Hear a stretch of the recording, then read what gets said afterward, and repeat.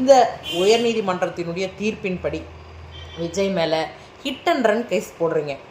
இன்னொன்று, வண்டிக்கு பின்னாடி துரத்திக்கிட்டு வர்றது, ஆபத்தான வகையில் கூட்டத்தை கூட்டினது, போலீஸாரை மதிக்காமல் இருந்தது, போலீஸார் அறிவுறுத்திய அந்த அறிவுறுத்தல்களை முறையாக பின்பற்றாமல் இருந்தது அப்படின்னு என்னென்ன கேஸெல்லாம் வருமோ எல்லா கேஸ்லையும் போட்டு அவங்களுக்கு முதல்ல அரசியலை கற்றுக் கொடுங்க.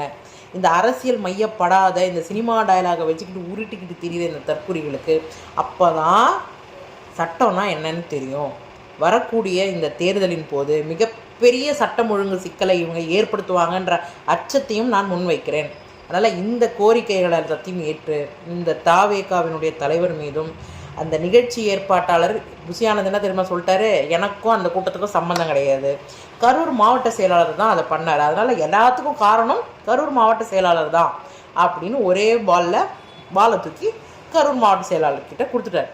ஆனால் கரூர் மாவட்ட செயலாளரோட ஒய்ஃப் என்ன பண்ணாங்க, இதுக்கும் எனக்கும் எங்கள் வீட்டுக்காருக்கும் சம்மந்தமே கிடையாது, நாங்கள் எல்லாம் அரேஞ்ச் பண்ணோம் போனோம் வந்தாலும் அந்தம்மா புலம்பிக்கிட்டு கிடக்கு. அதனால் உண்மை நிலவரத்தை இன்றைக்கி நீதிமன்றம் வெளியிட்டிருக்கிறது, பொதுமக்களுக்கு உண்மை செய்திகளை சொல்லியிருக்கிறது. நீதிபதி என் செந்தில்குமார் அவர்களுக்கு மனமார்ந்த நன்றிகளும் பாராட்டுகளும். உங்களை மாதிரியான ஆட்களால் தான் இன்னைக்கு வரைக்கும் சட்டத்தின் மீதான நம்பிக்கை எங்களுக்கு துளிர்விட்டு கொண்டே இருக்கிறது என்பதை இந்த நேரத்தில் வலியுறுத்தி சொல்லிக்கொள்ள கடமைப்பட்டிருக்கிறேன்.